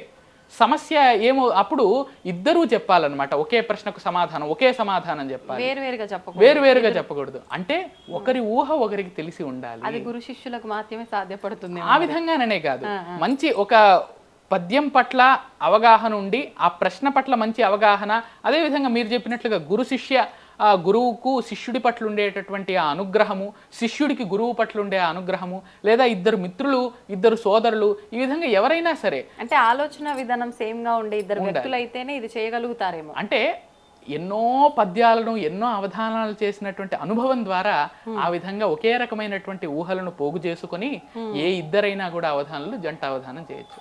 అలా గురువు గారితో పాటు జంటావధానం చేసేటటువంటి అవకాశం. మీ ఫీలింగ్ ఏంటి అంటే, మీరు విద్య నేర్చుకున్న గురువుతోటే మీరు అలా జంటావధానం చేశారు కదా, ఎలా అనిపించింది? గురువు గారి పక్కన వారితో పాటు కూర్చొని అవధానం చేయగలగడం అంటే సాక్షాత్తుగా సరస్వతీదేవి కలిగించినటువంటి ప్రసాదమే. అందువల్ల అటువంటి వారి యొక్క అనుగ్రహాన్ని పొందినందుకు ఎంతో ధన్యుణ్ణి. అదేవిధంగా ఈ అవధాన ప్రక్రియలో మొట్టమొదట గురువర్యులు బ్రహ్మశ్రీ తోపెల బాలసుబ్రహ్మణ్య శర్మ గారు, అంటే పద్యం రాయడానికి నేను నా 14వ ఏట నేను సొంతంగా మా పాఠశాలలో ఉపాధ్యాయుల కొంత తర్ఫీదుతో, అదేవిధంగా నేను సొంతంగా కొన్ని పుస్తకాలు చదవడం ద్వారా నేను 14వ ఏట అంటే 10వ తరగతి ఉన్నప్పుడు సరిగ్గా మన కరోనా వచ్చినటువంటి సమయంలో ఇంట్లోనే ఉండడం వల్ల మా నాన్నమ్మ గారి గదిలో కొన్ని పుస్తకాలు బయటపడ్డాయి అన్నమాట. ఆ పుస్తకాలు ఏమిటంటే శతకాలు. మా నాన్నమ్మ గారి చిన్నాన్న గారు కీర్తిశేషులు కవిచెరుకూరి జయచంద్ర శాస్త్రి గారిని వారు రాసినటువంటి కొన్ని శతకాలు మా నాన్నమ్మ గారు నాకు ఇచ్చారు. అప్పుడు ఆ శతకాలను చదవడం ద్వారా నేను కూడా ఒక శతకాన్ని రాయాలనేటటువంటి ప్రేరణ నాకు కలిగింది. అలా ఒక శతకాన్ని రాసి 10వ తరగతిలోనే మా పాఠశాల భారతీయ విద్యాభవనంలో మేము మా గురువుల యొక్క కృపతో వాళ్ళు ఆవిష్కరించేటటువంటి ఒక కార్యక్రమాన్ని కూడా చేశాం. ఆ తర్వాత పద్యంలో ఇంకా మెలకువలు తెలుసుకోవాలి అనేటటువంటి సంకల్పంతో గురువర్యులు బ్రహ్మశ్రీ తోపెల్ల బాలసుబ్రహ్మణ్య శర్మ గారిని కాకినాడ వాస్తవ్యులు వారి యొక్క వాత్సల్యంతో వారి యొక్క శిక్షణలో పద్యంలో మరిన్ని మెలకువలు అంతర్జాల మాధ్యమంగానే తెలుసుకున్నాం. ఆన్లైన్ ఆ సమయంలో కరోనా కదా, మరి అంతర్జాల మాధ్యమంగా తెలుసుకున్నాం. మొట్టమొదటిగా కూడా అవధానాన్ని అంతర్జాలంలో నిర్వహించాం అన్నమాట. అంటే చూడండి, ఈ నేటి సాంకేతిక పరికరాలను అవధానం చేయడానికి, మన కర్తవ్యాన్ని ధర్మాన్ని పాటించడానికి కూడా ఎలా వినియోగించవచ్చు. ఇప్పుడు ఒక అవధానాన్ని నిర్వహించాలి, ఒక బహిరంగంగా ఒక వేదిక పెట్టి 100 మంది కూడితే అదంతా అప్పుడు నిషిద్ధం కదా మరి కరోనా సమయంలో. కాబట్టి అదే ఎవరెవరి స్థానాల నుంచి, ఎవరెవరి గృహాల నుంచి వాళ్ళు అందరూ కూడా ఒక అంతర్జాల మాధ్యమంలోకి రాగలరు కదా, ఆన్లైన్ మీడియాలోకి. అందువల్ల ఇటువంటి సాధనాల ద్వారా మొట్టమొదట ఒక 2 అష్టావధానాలను అంతర్జాలంలో నిర్వహించాక మా గురువర్యులు బ్రహ్మశ్రీ వద్దిపర్తి పద్మాకర్ గురువు గారి సమక్షంలో మొట్టమొదటిగా వారి ఏలూరులోని ప్రణవపీఠంలో నేను మొట్టమొదటి అష్టావధానం చేసే భాగ్యం కలిగిందండి. ఈ విధంగా అప్పటి నుండి వారి యొక్క వాత్సల్యంతో అనేక అష్టావధానాలను శతావధానాలను కూడా చేసేటటువంటి అవకాశం కలిగింది. ఓకే, ఇప్పుడు అంటే మీరు చెప్పిన ఈ విధానం అంతా విన్న తర్వాత అనిపించింది ఏంటి అంటే, ఇదంతా నేర్చుకోవటము క్లిష్టము, అంటే మనం ఎంత నేర్చుకున్నప్పటికీ దాన్ని ప్రజెంట్ చేయడం అనేది ఉంటుంది కదా, అది ఇంకా పెద్ద టాస్క్ అని చెప్పాలి. అయితే మీరు శతావధానాలు అష్టావధానాలు ఇవన్నీ కూడా ఇంత సక్సెస్ఫుల్గా కంప్లీట్ చేసుకున్నారు ఇంత చిన్న వయసులో. అసలు ఇవన్నీ గుర్తుండడం కూడా అసలు నిజంగా ఆ మేధాశక్తి ఎలా ఉండాలి అనేది అసలు అంచనా కూడా వేయలేము. అలా ఉంటేనే చేయగలుగుతారు ఇదంతా. అండ్ మీరు స్టడీస్ కూడా కంటిన్యూ చేస్తున్నా అన్నారు. ఇవన్నీ అసలు ఎట్లా బ్యాలెన్స్ చేస్తున్నారు? అంటే ఇప్పటి జనరేషన్ వాళ్ళు చదువుకోవటం కోసమే సమయం సరిపోవట్లేదు, రేపు ఎగ్జామ్ ఉంది అని అంటే తెల్లవార్లు చదివినా కూడా ఆ చదవాల్సిన ఆ సెక్షన్ అనేది కంప్లీట్ అవ్వదు. మరి మీరు ఇవన్నీ ఎలా బ్యాలెన్స్ చేస్తున్నారు? చాలా గొప్ప ప్రశ్న అండి. ప్రస్తుతం నేను డిగ్రీ 3వ సంవత్సరం, అంటే రాష్ట్రీయ సంస్కృత విశ్వవిద్యాలయం అని తిరుపతిలో చాలా గొప్ప విశ్వవిద్యాలయం ఉంది, నేషనల్ సాంస్క్రిట్ యూనివర్సిటీ అంటారు. Okay okay. అందులో డిగ్రీని శాస్త్రి అంటారు సంస్కృతంలో. కాబట్టి పూర్తిగా సంస్కృతమే మాట్లాడతారు విశ్వవిద్యాలయంలో ఎవరిని చూసినా కూడా. అటువంటి విశ్వవిద్యాలయంలో నేను డిగ్రీ 3వ సంవత్సరం చదువుతున్నాను అన్నమాట. శాస్త్రి 3వ సంవత్సరం. అంటే ఇది మీకు ఈ రకంగా కూడా ఉపయోగపడుతుంది. అదే ఈ రకంగా అదే చెబుతున్నాను. అందువల్ల ఏమవుతుందంటే వృత్తి ప్రవృత్తి నాకు ఒకటే అవ్వడం వల్ల నాకు పెద్ద భారంగా అనిపించడం లేదు. Okay okay. అందువలన నేను మా విశ్వవిద్యాలయంలో నేర్చుకునేటటువంటి అంశాలన్నీ నేడు అవధానానికి పనికొస్తూ ఉన్నాయి. అదేవిధంగా నా అవధానం యొక్క ఒక ప్రదర్శనకు అదంతా కూడా విశ్వవిద్యాలయము ఒక ప్రోత్సాహాన్ని అందిస్తుంది. అక్కడ ఉండేటటువంటి ఆచార్యులు కానివ్వండి, మా విశ్వవిద్యాలయం యొక్క కులపతి వర్యులు మహామహోపాధ్యాయ డాక్టర్ గుళ్ళపల్లి శ్రీరామకృష్ణమూర్తి గారు, వారి ఆశీర్వాదంతో మొత్తము కూడా ఇప్పుడు నేను చెప్పినటువంటి అష్టావధానాన్ని సంస్కృతంలోనే చేసేటటువంటి అవకాశం కూడా నాకు కలిగింది. సంస్కృత అష్టావధానం అంటే సంస్కృతంలో మాట్లాడాలి, సంస్కృతంలో పద్యం చెప్పాలి, ఇలా అన్నమాట. ఆ విధంగా సంస్కృతంలో అష్టావధానం చేసే అవకాశం కలిగింది వారి యొక్క ఆశీర్వాదంతో. ఈ విధంగా ఒకవైపు నేను నేర్చుకునేటటువంటి ఆ శాస్త్ర విద్య నాకు ఈ విధంగా అవధానాల్లో కూడా ఉపయోగపడుతుంది అన్నమాట. అదేవిధంగా నేడు విద్యార్థులందరికీ ఏ రంగంలో ఉన్నా కూడా, అంటే సంస్కృతము తెలుగు చదువుకుంటూనే ఇవి చేయగలము అనేటటువంటి ఉద్దేశం ఏమీ లేదు. ఏ రంగంలో ఉన్నా కూడా విద్యార్థులు అవధానం అనే ప్రక్రియ నేర్చుకోవడం ద్వారా, పద్యం నేర్చుకోవడం ద్వారా వాళ్ళ జీవితంలో వచ్చేటటువంటి కష్టాలను ఎదుర్కొనే సామర్థ్యం వస్తుంది. నేడు మనం పిల్లలలో కానీ యువతలో కానీ చూస్తూ ఉండేటటువంటిది ఒత్తిడి. నిజం. జీవితంలోని ఒత్తిడికి తట్టుకోలేక, ఒత్తిడి ఎందువల్ల వస్తుంది? సమస్యలను ఏ విధంగా పరిష్కరించాలి, వాటిని దాటుకొని ఎలా ముందుకు వెళ్ళాలని తెలియకపోవడం వల్లే చిన్న వయసులో ఆత్మహత్యలు మొదలైనటువంటివి మనం చూస్తూ ఉన్నాం. చాలా దుర్భరమైనటువంటి సంఘటనలు అవన్నీ కూడా లేకుండా ఉండాలి, తగ్గాలి అని అంటే ఈ అవధాన ప్రక్రియ ఎంతో ఉపయోగపడుతుంది. ఉదాహరణకు చూడండి, నిషిద్ధాక్షరి అడుగడుగున ఫలాంది వద్దు అంటాడు, కానీ మనం మన లక్ష్యాన్ని చేరుకోవాలి. మధ్యలో ఎన్నో విఘ్నాలు వస్తూ ఉంటాయి, ఆటంకాలు, వాటిని అన్నింటినీ దాటుకొని మన లక్ష్యాన్ని మనం చేరుకోవాలని నిషిద్ధాక్షరి మనకు నేర్పిస్తోంది. సమస్య అసంభవమైనటువంటి ఒక పాదం ఉంటుంది, సంఘటన, కానీ దాన్ని సంభవం చేస్తూ మనం చెప్పాలి. అంటే ఎంత మన తలకిందులైపోయే పరిస్థితులు వచ్చినా వాటిని ఎలా చక్కదిద్దాలని సమస్య నేర్పిస్తోంది. అలాగే దత్తపది ఒక సంబంధం లేనటువంటి 4 పదాలు ఇచ్చి వేరే అంశం మీద చెప్పమంటారు. అంటే మనకు పరిస్థితులు అనుకూలంగా ఉండవు, కానీ వాటితోనే మనం సానుకూలమైనటువంటి లాభాలను రాబట్టుకోవాలి. అది ఎలాగా అనేది దత్తపది నేర్పిస్తుంది. ఇలాగా ఒక్కొక్క అంశం కూడా ఇవన్నీ చేస్తుండగా అప్రస్తుతం, అది మనల్ని వేరే దారిని పట్టిస్తుంది. దాన్ని ఎలా ఎదుర్కోవాలి అంటే మనం జీవితంలో ఒక లక్ష్యం పెట్టుకున్నప్పుడు ఎన్నో రకాల ఆటంకాలు మనకు ఎదురవుతూ ఉన్నప్పుడు మనల్ని పక్కదారి పట్టించడానికి వాటికి సమాధానం చెబుతూ వీటికి సమాధానం చెబుతూ మనం ఎలాగ విజయాన్ని పొందాలి అనేది ఈవేళ యువతకెంతో అవసరమైనటువంటి విద్య అవధాన విద్య. ఇంకొకటి, విద్యార్థులు అనేకమైనటువంటి విషయాలను అంటే పాఠాలను గుర్తుపెట్టుకొని పరీక్షలో రాయాల్సి ఉంటుంది. ఇక్కడ మనం అవధానంలో ఏం చేస్తున్నాం, అనేకమైనటువంటి అంశాలను మనం చెప్పి వాటిని గుర్తుపెట్టుకొని చివరి రోజు అప్పగిస్తూ ఉన్నాం. అంటే అవధాన విద్య సామాన్య విద్య ఒకే రకమైనటువంటి ప్రక్రియకు సంబంధించినవే కదా. ఒకే రకమైన ప్రక్రియ అయినప్పటికీ సామాన్య విద్యే చదవడానికే కష్టము, చదివింది గుర్తుపెట్టుకోవడం కష్టము.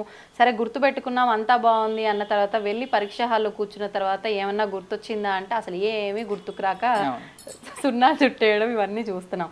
మరి ఇది అవధాన విద్యకు వచ్చేసరికి ఇది చాలా క్లిష్టంగా ఉంది. మీరు బాగా చెప్పారండి, ఈ సామాన్య విద్య గుర్తుపెట్టుకోలేకపోతున్నాం, అదంతా ఎక్కడ మాకు గుర్తుంటుంది అనే వాళ్ళు ఉంటారు.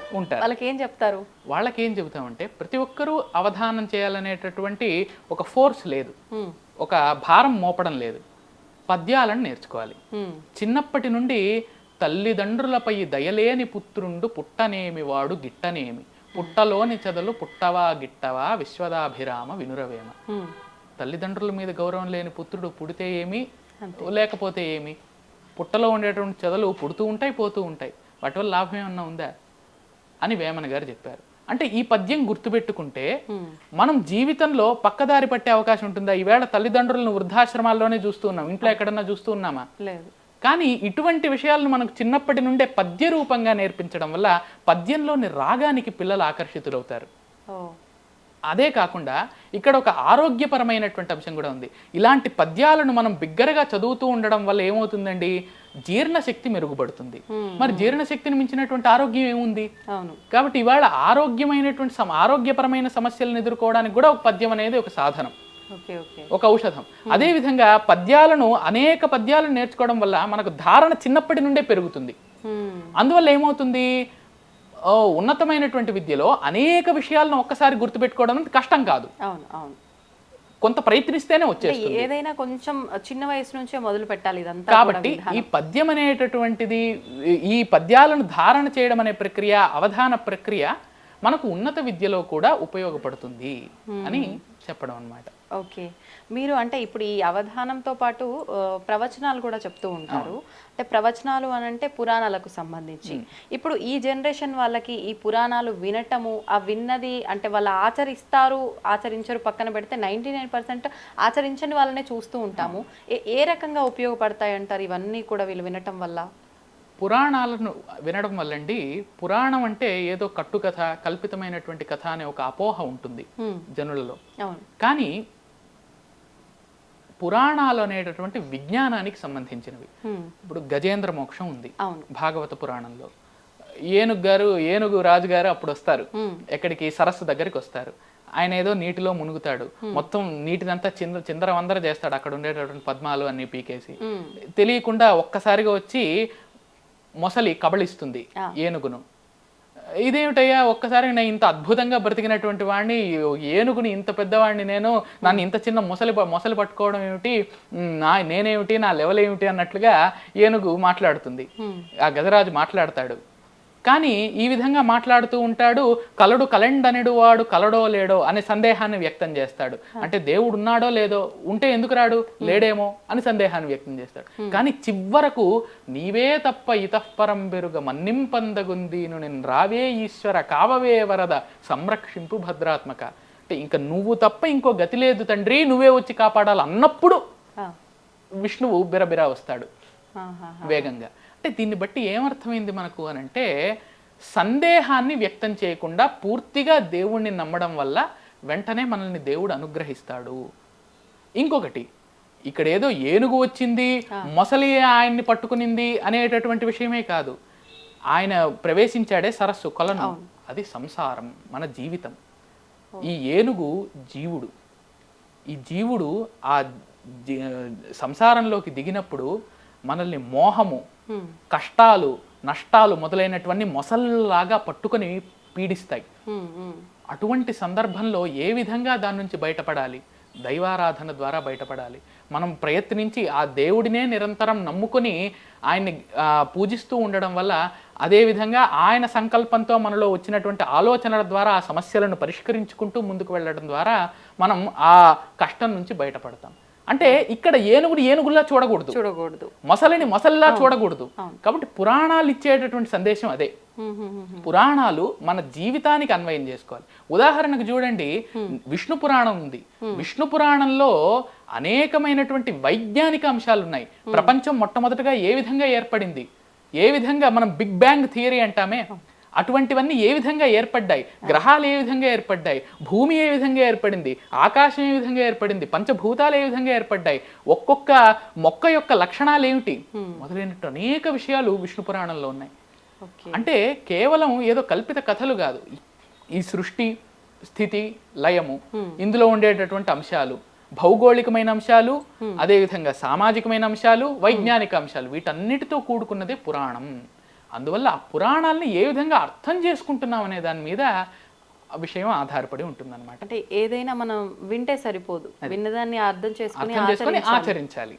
ఓకే, అది ఏ విధంగా ఆచరించాలనేది మనం ప్రవచనం ద్వారా తెలియజేయాలి. అది మన కర్తవ్యం.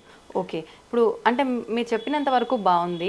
ప్రవచనాలు వినటం, అది పిల్లలైనా పెద్దవాళ్ళైనా ఎవరైనా, ఎక్కడైనా ప్రవచనాలు చెప్తున్నారు వినాలి అని అంటే ఎక్కువగా వయసు పైబడిన వాళ్ళు వెళ్ళటానికే పడతారు తప్ప యవ్వనంలో ఉన్న వాళ్ళే కానివ్వండి, పిల్లలే కానివ్వండి, చాలా తక్కువగా వెళ్తూ ఉంటారు అట్లాంటి కార్యక్రమాల దగ్గరికి. ఒకవేళ ఎందుకు ఏంటి రండి బాగుంటుంది అని ఎవరైనా చెప్పినప్పటికీ మాకంత సమయం లేదు, అంటే ఇంట్లో నిత్య దీపారాధనకే మాకు సమయం కేటాయించలేకపోతున్నాము, కాసేపు కూర్చొని ఒక 5 నిమిషాలు స్మరణ చేసుకోవడానికే మేము కేటాయించలేకపోతున్నాము, ఎలా సాధ్యపడుతుందండి మాకు అనే ఒక కాలం ఏదైనా ఉంది అంటే అది కలికాలం. ఇప్పుడు చూస్తూనే ఉన్నాం ఇవన్నీ. మరి ఏం చెప్తారు అలాంటి వారికి? మనకు శాస్త్రం ఎప్పుడు కూడానండి, నువ్వు ఒక రోజుకో గంట, 2 గంటలో, 3 గంటలో నీ పనులన్నీ వదిలేసి పూజ చేయమని చెప్పదు శాస్త్రం. భగవద్గీతలో కృష్ణ పరమాత్మ ఏం చెప్పాడు ఆయన, ఆ భగవంతుడు అనంటే, నీ పనిని నువ్వు చేయవయ్యా అన్నాడు. కర్మణ్యేవ అధికారః తే కర్మణ్యేవ అధికారస్తే మా ఫలేషు కదాచన. నువ్వు నీ పనిని చెయ్యి. పనిని చేస్తూ ఏం చేయాలి? మనకు పూజ చేయడానికి సమయం లేదంటున్నాం, దీపారాధన చేయడానికి సమయం లేదంటున్నాం, కానీ మన పనులనే మనం చేస్తూ, మన ఉద్యోగాన్నే మనం నిర్వర్తిస్తూ, లేదా మనం చదువులనే చదువుకుంటూ ఇవన్నీ నేను చేస్తున్నాననేటటువంటి భావనను వదిలేయాలి.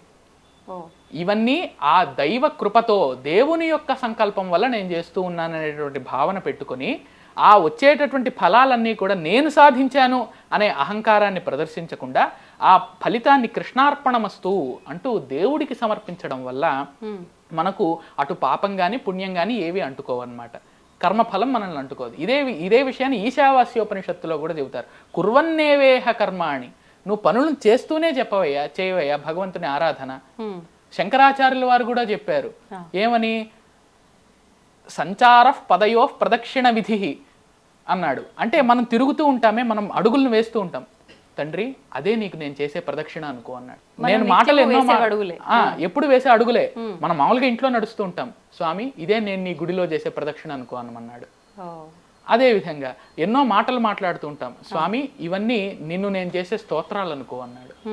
ప్రత్యేకంగా స్తోత్రం చేయడం లేదు ఇక్కడ, కానీ నేను చెప్పే మాటలే నీ స్తోత్రాలు అనుకో అన్నాడు. మనం అనుకోవడమే కష్టం, మనం అనుకోవడమే తరువాయి. మంచి అప్పుడు అంత తొందరగా అంత పద్ధతి ఉంది, అంత సులభమైన పద్ధతి ఉంది. అంటే దీన్ని పట్టుకొని ఇంకా అసలు పూజ చేయకుండా కేవలం మాట్లాడిన మాటలే స్తోత్రాలు అనే విషయాన్ని మొగ్గు చూపమని కాదు. ఎవరైతే ఈ విధంగా ఒక్క నిమిషం కూడా సమయం లేకుండా ఉంటారో అటువంటి వాళ్ళకి ఈ ప్రక్రియ అన్నారు. అందువల్ల ఈ విధంగా మనము మన పనుల ద్వారానే, నిష్కామంగా చేసేటటువంటి కర్మముల ద్వారానే ఆ భగవంతుడిని ఆరాధించవచ్చు, ఫలాన్ని ఆయనకు సమర్పించాలి. అంటే చేస్తున్న పని అది ఏదైనా చేసుకుంటూ వెళ్ళు, ఫలితం ఆశించవద్దు అని చెప్పి స్వామి చెప్పారు అని అన్నారు. అంటే అది ఒక పని, దాని ఫలితం విషయమేనా, లేదంటే ఇప్పుడు ఈ కలియుగంలో ఎన్నెన్నో ఇబ్బందులు, ఎన్నెన్నో తెలిసి తెలియక చేస్తుంటాము, వాటిని కడిగేసుకోవడం కోసం చేసే పనులు కొన్ని, అంటే తెలియకుండా ఎంత అడగొద్దు అనుకున్నా కొన్నిసార్లు అది కామ్యం కోసమే చేస్తాము, లేదు అలా అడగకూడదు అని అనుకున్నప్పటికీ ఏదో ఒకటి స్వామి ముందు నించోగానే కొన్నిసార్లు అలా వచ్చేస్తూనే ఉంటాయి ఆ ఫ్లో. అంటే అది అడగటం వల్ల కోరికలు నెరవేరవా, అసలు అడిగితే తప్ప? మరి అడిగితే తప్పైనప్పుడు కొన్నిసార్లు భగవంతుడు కొన్ని రూపాల్లో ఉన్నప్పుడు ఈ రూపంలో ఉన్న ఈ స్వామిని దర్శిస్తే ఈ కోరిక నెరవేరుతుంది అని చెప్తూ ఉంటారు. మరి ఇవన్నీ ఏంటి? భగవంతుణ్ణి మనం ఒకటే ప్రార్థించాలని శంకరాచార్య స్వామి తెలియజేశారు మనకు. యథాయోగ్యం తథా కురు. మనం ఎన్నో కోరికలు కోరుతూ ఉంటాం, అది కోరవచ్చు కోరకపోవచ్చు, అది మన ఇష్టం.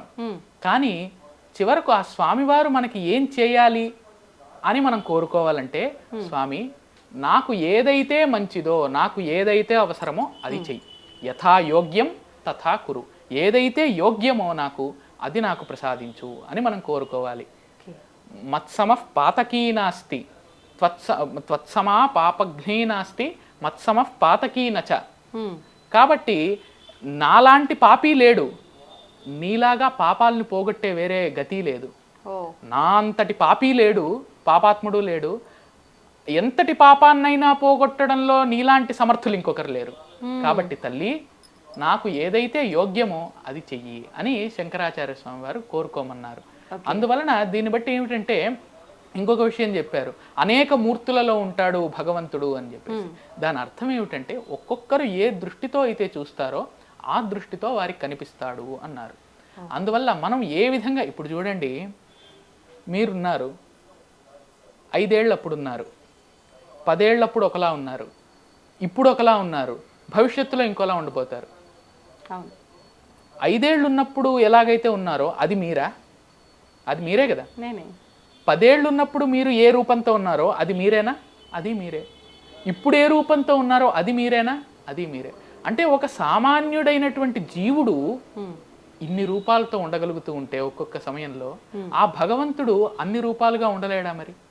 కాబట్టి అన్ని రూపాలలోనూ ఉండేది ఆ భగవంతుడే అని మనం తెలుసుకొని ఆ భగవంతుణ్ణి ప్రతి జీవిలోనూ చూస్తూ,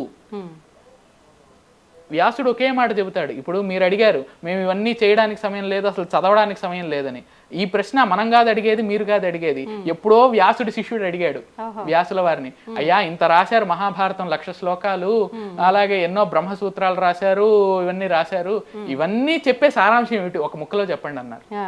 ఒక్క పద్యం చెప్పండి గుర్తుపెట్టుకుంటామంటే, శ్లోకార్థేన ప్రవక్ష్యామి అన్నాడు వ్యాసుడు. ఒక్క పద్యం కాదయ్యా, సగం పద్యంలో చెప్తానన్నాడు.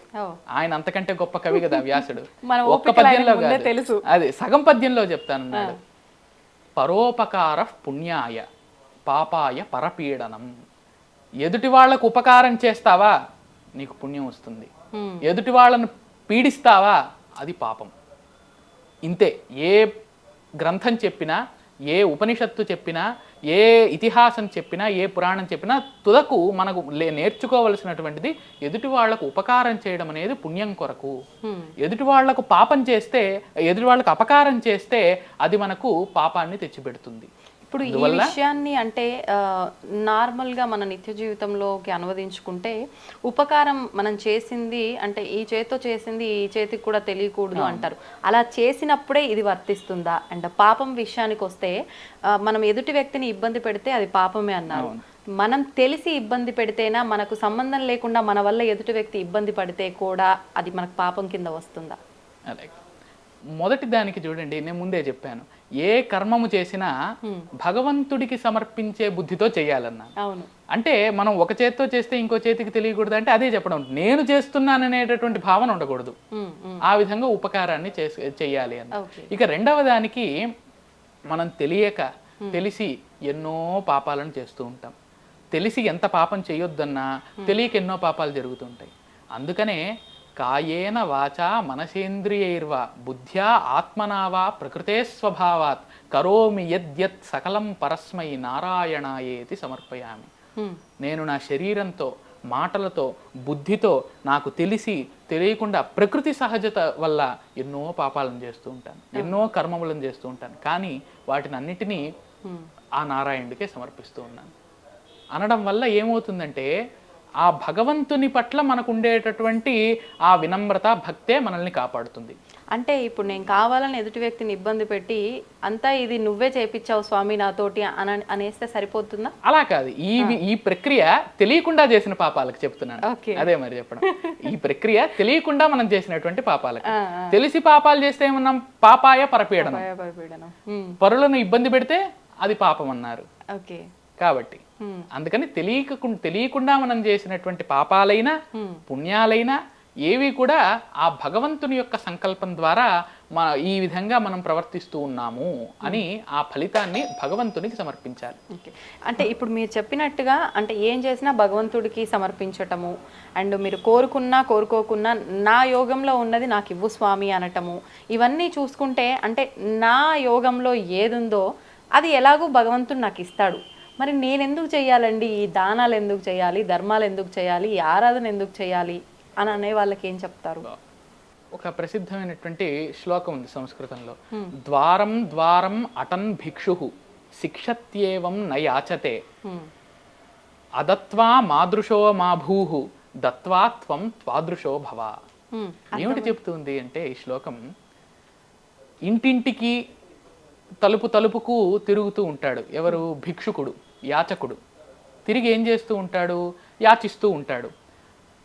కానీ ఆ యాచకుడు తాను యాచన చేయడాన్ని మనకు చెప్పడంలే, మనకు ఒక పాఠాన్ని చెబుతూ ఉన్నాడట ఆ భిక్షుకుడు. ఏమని అనంటే, ఇంటింటికి తిరుగుతూ భిక్షుకుడు ఆయన అడుక్కోవడం లేదయ్యా, నీకు ఒక పాఠం నేర్పిస్తూ ఉన్నారు అన్నాడు. ఏమిటి ఆ పాపం అంటే, అదత్వా మాదృశో మాభూత్, నువ్వు ఇవ్వకుండా దానం చేయకుండా నా వంటి వాడివి కాకయ్యా, నీవు దానం చేసి వచ్చే జన్మలో కూడా నీ వంటి వాడివే అవ్వు అని యాచకుడు మనకు నేర్పిస్తూ ఉన్నాడు అని చెప్పింది ఆ శ్లోకం.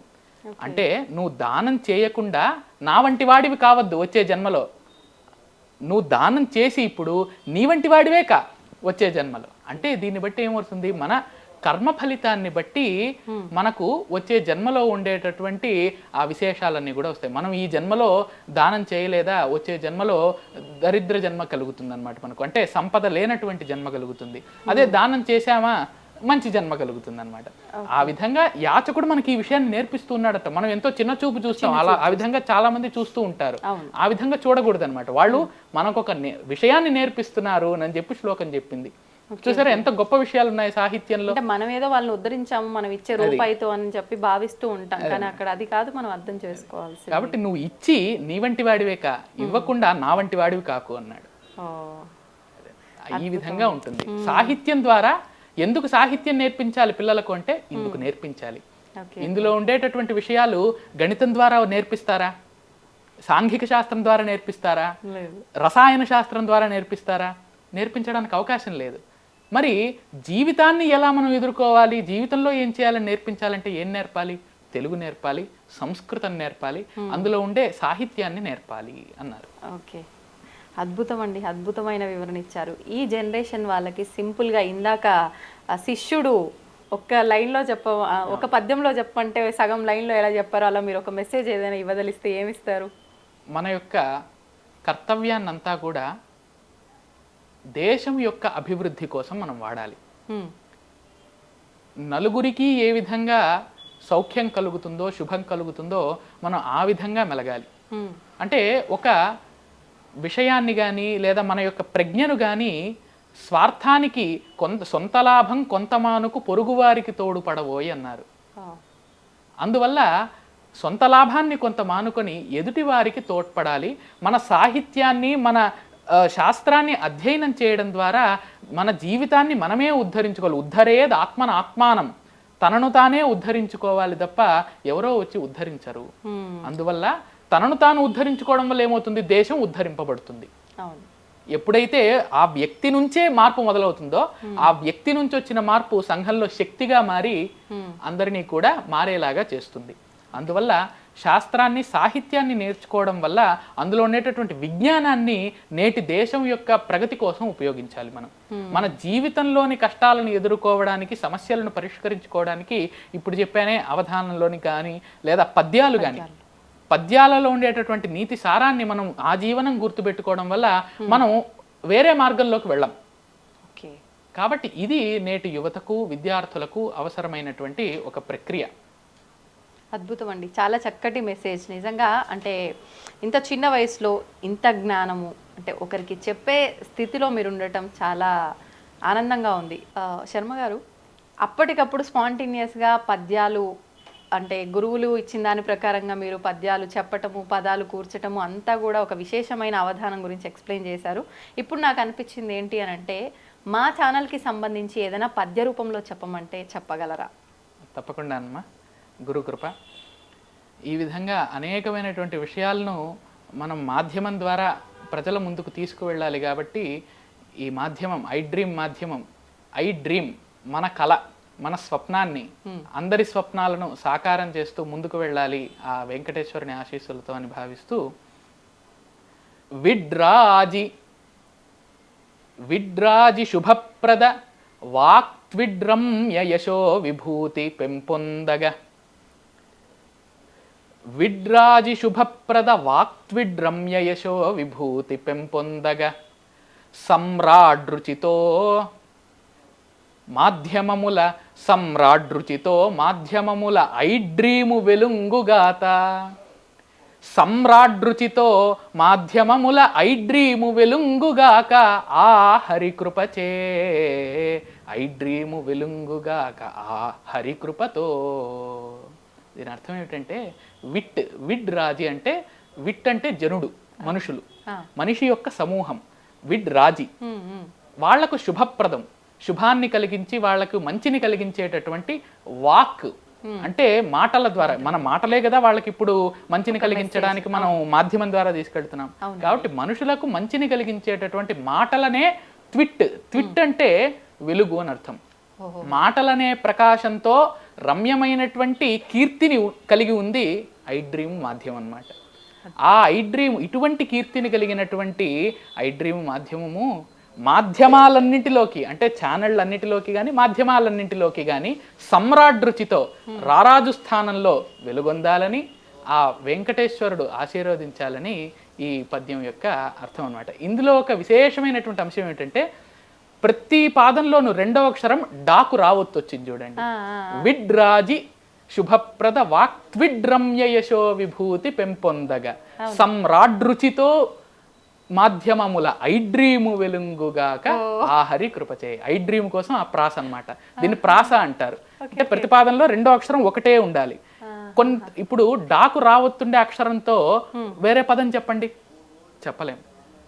అంటే ఇటువంటి అక్షరాలు చాలా కష్టమైనటువంటివి, వీటిని దుష్కర ప్రాస అంటాం అనమాట. ఇటువంటి పద్యం చెప్పడం కష్టం అనమాట. అంటే మీరు లాస్ట్ లో చెప్పినట్టు గురుగారు ఖచ్చితంగా ఈ అక్షరమే వాడమంటారు అని అన్నట్టు, దానికి ఇది ఒక ఉదాహరణగా తీసుకోవచ్చు. ఇది ప్రతిపద్యంలో ఉంటుంది.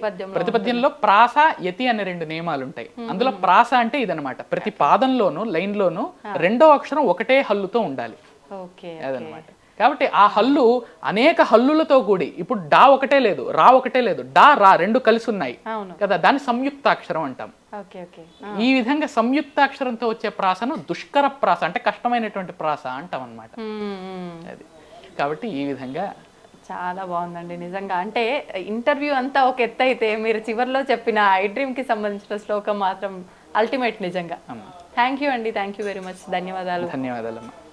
And for more videos, please subscribe to iDream. Please subscribe to iDream. Please subscribe iDream. And please subscribe to iDream. For more videos, subscribe to iDream. please like, share and subscribe to the channel. Congratulations, iDream. Subscribe to iDream. Subscribe to iDream. So subscribe to iDream Media. iDream ki iDream team andarki huge congratulations. Please subscribe iDream Media. Please subscribe to iDream. Subscribe iDream. Please subscribe to iDream. I dream అంటే నా కళల ఛానల్ను subscribe చేసుకున్న నోరు తిరుగుతలేదు. మీరైతే గంట గుర్తు కొట్టండి. For more such videos, please subscribe to iDream. Subscribe to iDream. Please subscribe to iDream. Please subscribe iDream Media. Please do subscribe to iDream. Please subscribe to iDream Media. For best entertainment and information, please subscribe iDream. And don't forget to subscribe to iDream.